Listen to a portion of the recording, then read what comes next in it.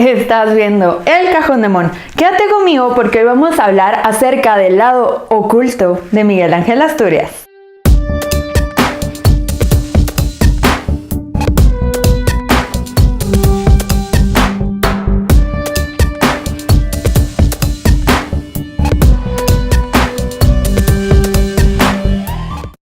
Ok. No es su lado oculto, pero sí es uno de los que menos se menciona acerca de este autor. Bienvenidos una vez más al canal. Para mí es un gusto estar con ustedes de nuevo, rompiendo estereotipos. Porque así como muchos de ustedes quizás después del señor presidente se pelearon con Asturias, yo también lo hice, pero a través de leer más de su obra descubrí que es un gran autor y digamos que me reconcilié con él. Hoy vamos a hablar acerca de la mayoría de sus obras de teatro. No están absolutamente todas, pero sí hay varias de ellas. Les voy a contar un poco sobre de qué tratan, qué podemos encontrar en esos textos y por qué les recomiendo leerlas. Así que comencemos con un pequeño background del autor. Como muchos de ustedes sabrán, Miguel Ángel Asturias estudió en la Universidad Pública de Guatemala, en la Universidad de San Carlos, y estudió leyes o derecho, que en ese entonces mezclaba mucho la antropología con la filosofía, las letras y así.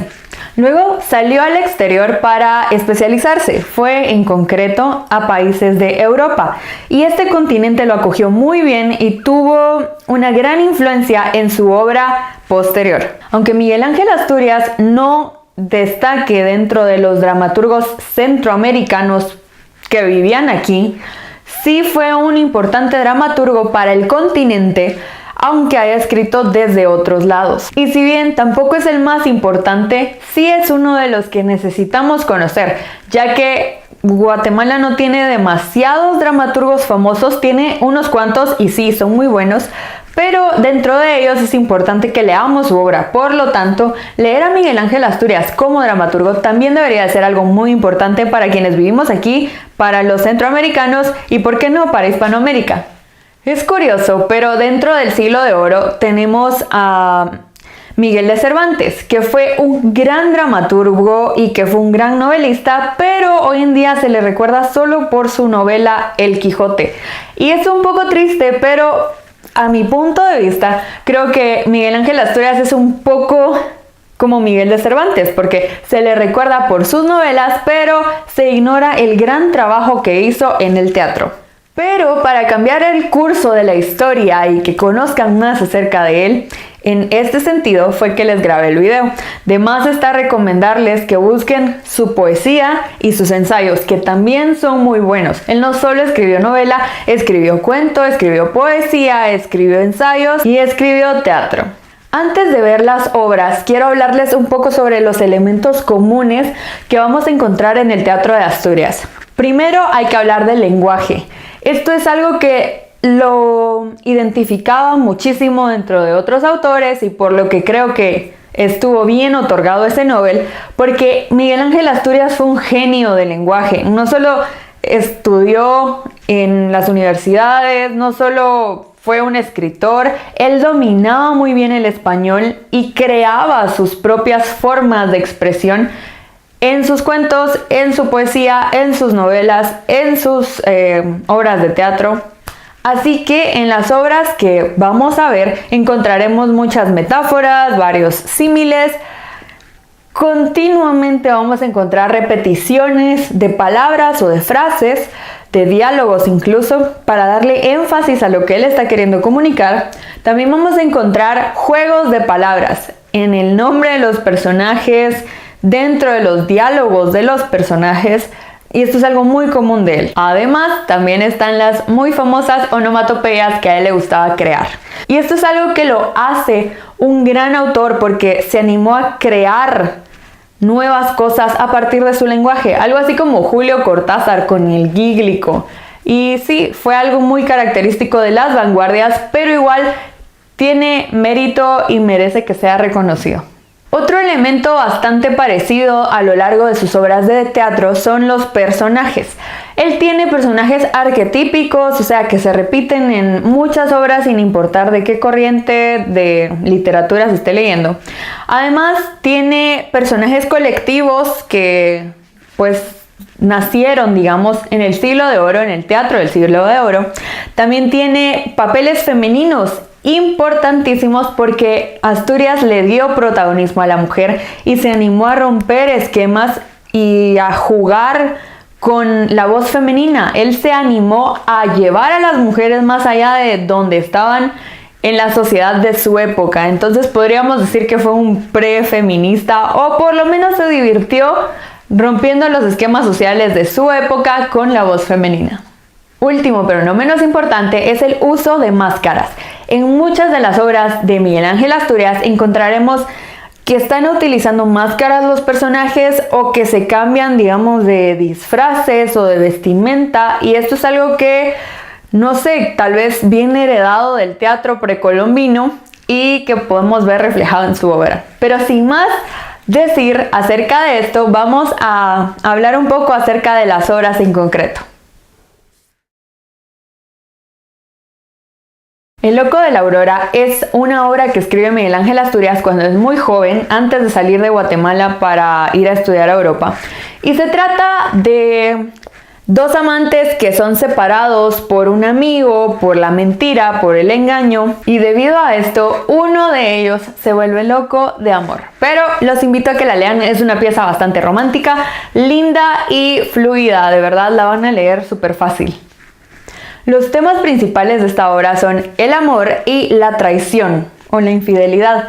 Es una obra bastante corta y aquí todavía no vemos a ese genio creador de teatro Asturias, sino que es un Asturias como más tierno. Esta es una obra como muy sentimental, muy tipo romance, podríamos decirlo, pero aún así vale la pena leerla. A mí me gustó bastante porque es muy dinámica, es sencillo leerla y hay bastantes acciones, hay drama, entonces es una obra que de verdad nos llama la atención y nos invita a seguirla leyendo. Además de que este Loco de la Aurora me recordó al pelele del señor presidente, y es bonito ver cómo Asturias va conectando a sus personajes. No importa si se trata de novelas, no importa si se trata de teatro, no importa si es poesía, si son cuentos, y así. Maquillaje para una misa de Requiem es una obra bastante extraña que habla acerca de la muerte de una joven y cómo hay un hombre que es juzgado por haber querido vengar su cuerpo que estaba siendo ultrajado por otro hombre. O sea, se trata de un hombre que es juzgado porque ve que el cadáver de la muerta está siendo violado por el sepulturero o el que la está preparando para que la entierren, y entonces mata a ese otro señor.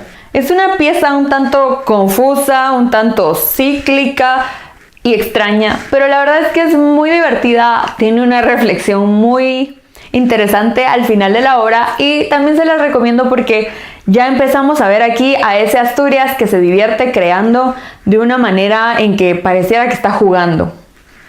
Algunos temas principales que podríamos resaltar de esta obra son la justicia, lo cotidiano y tal vez la crítica a cómo es Guatemala en el día a día. También tiene como una reflexión hacia la doble moral, habla sobre algunos diálogos que parecieran existencialistas, y es muy divertida porque a pesar de que las escenas no tengan como mucha conexión una con otra, porque creo que Asturias no la terminó de editar bien antes de morir, uno va atando los cabos y entonces construye la historia y se da cuenta de que pues al final es una buena historia, vale la pena, es un tanto burlesca, entonces es buena y recomendada también.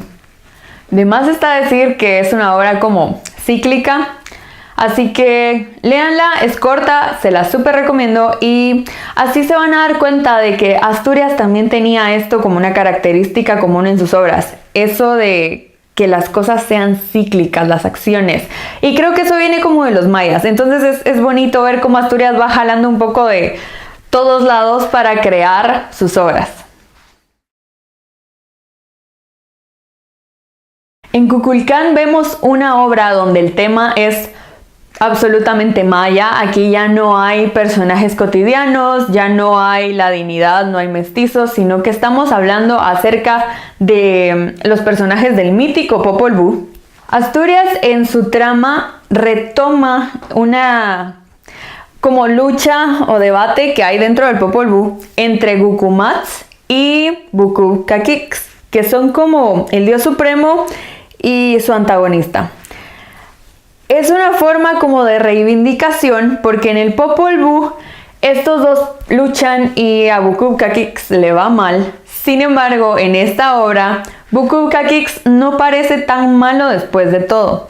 Pero bueno, los nombres que él utiliza para Bukub Caciques es el guacamayo, que es el engañador, y para Gukumats es el Kukulkan, que es el dios supremo.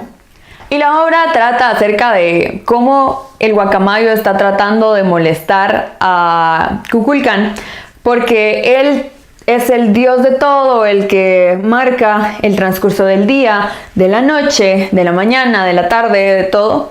Y el guacamayo está celoso y ve cómo Kukulkan se acuesta con doncellas distintas cada día y quiere tomar venganza de ello.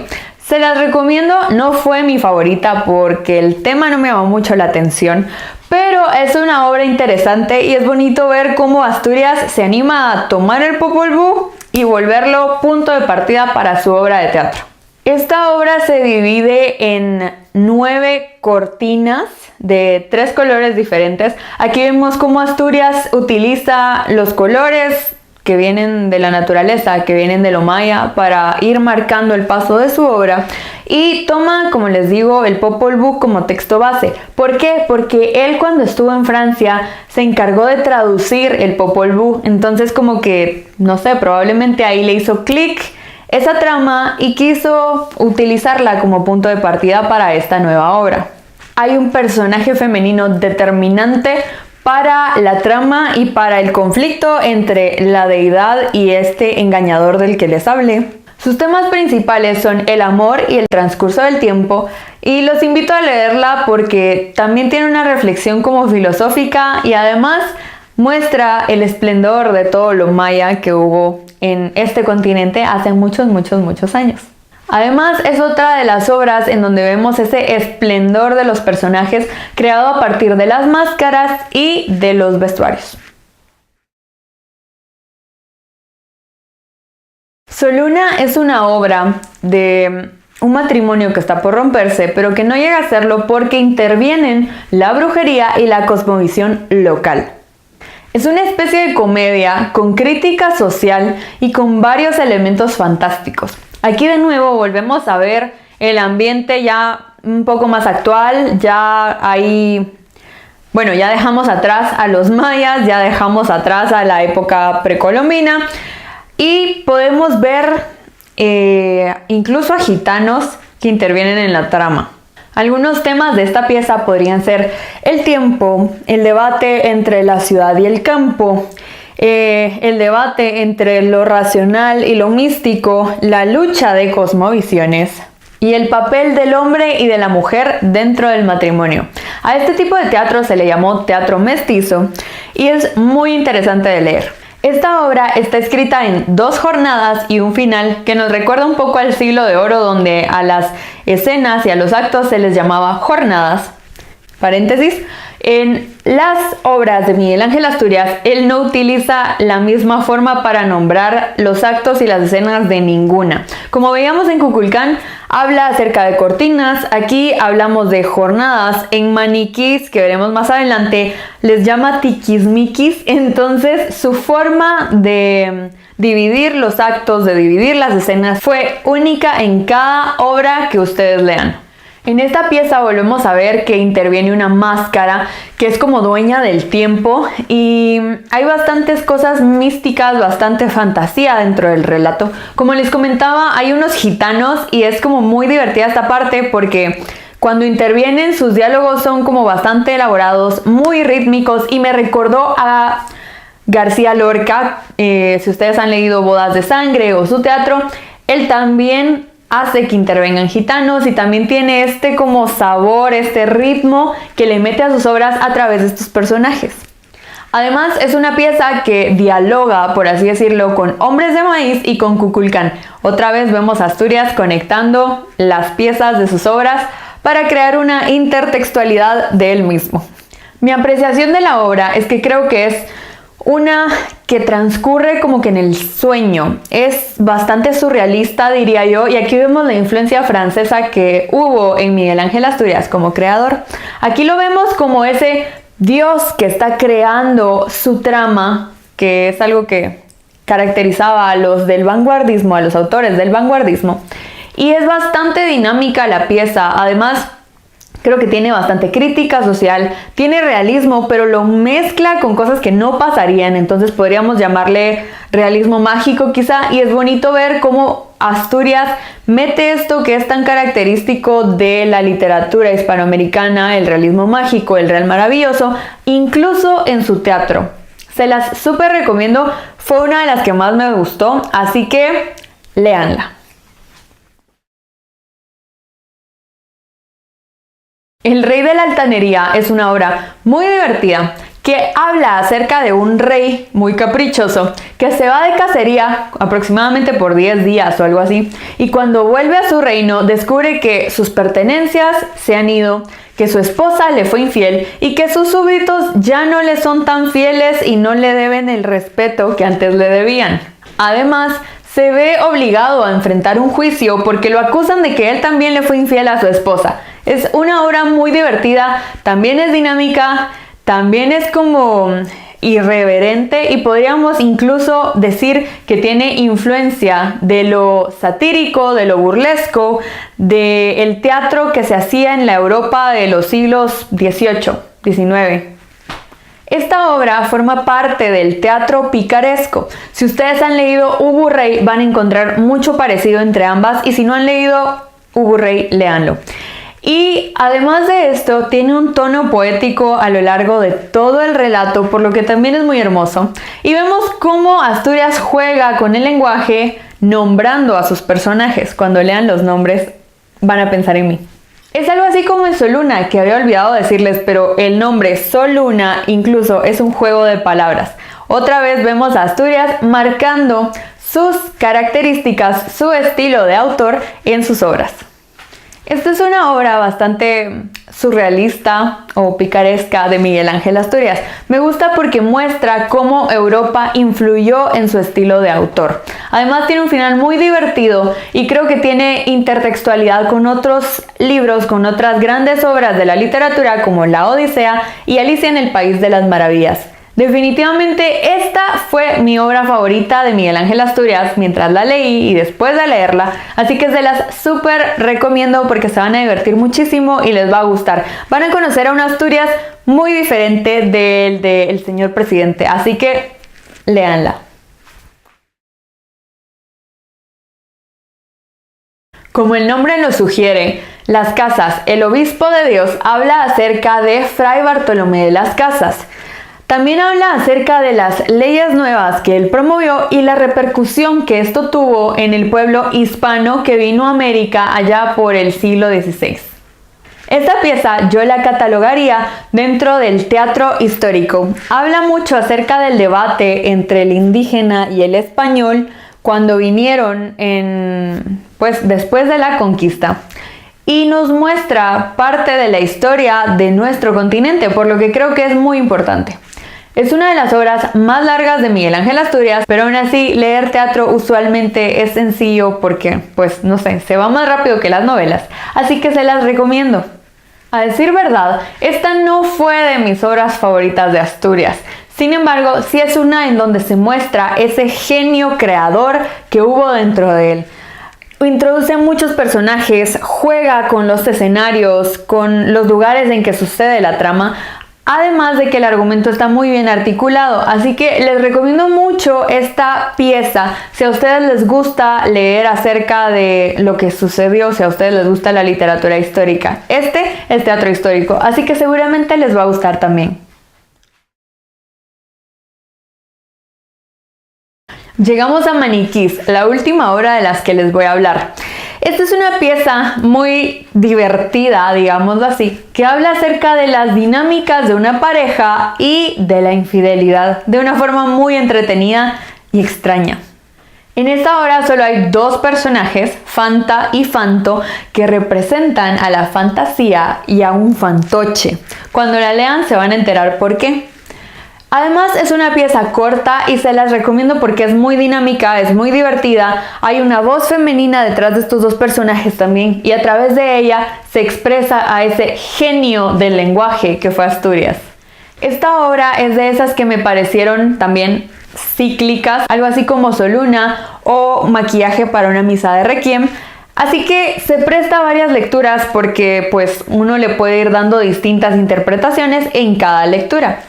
Además es muy divertida, es muy curiosa y en serio, con el lenguaje que utiliza Asturias y su forma de introducir a esa voz femenina, uno se podría poner a hacer mucho análisis lingüístico en la obra. Y esas fueron las obras de Miguel Ángel Asturias que quería presentarles. Como se darán cuenta, en cada una de sus obras Asturias fue diferente. Sin embargo, cuando las leemos todas, vemos ese desarrollo que tuvo el autor como dramaturgo y es impresionante. Hay obras para todos los gustos, así que ahora ya saben cuáles tiene, ya pueden detectar cuáles les llaman la atención y los invito a que las lean para que descubran cómo Asturias también fue un genio, incluso escribiendo teatro.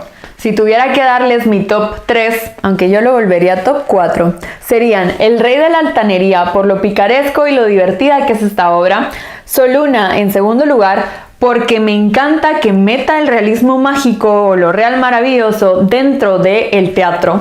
Número 3, El Loco de la Aurora porque a pesar de que aquí todavía no vemos a ese genio creador de teatro, sí vemos a un Asturias muy tierno, que escribía desde su juventud.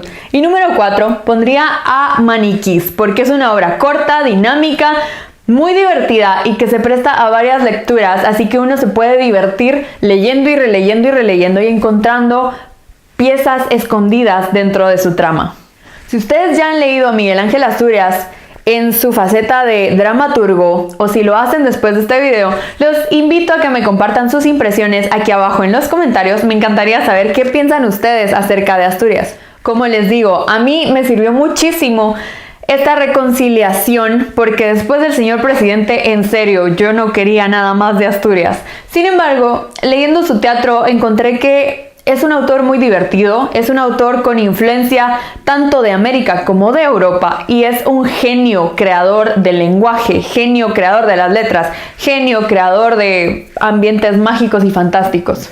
Ya saben que me encuentran en mis redes sociales en todo momento si quieren que sigamos hablando acerca de Miguel Ángel Asturias y su legendaria obra.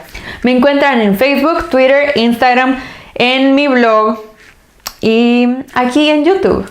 Nos vemos en el próximo video. Hasta la próxima.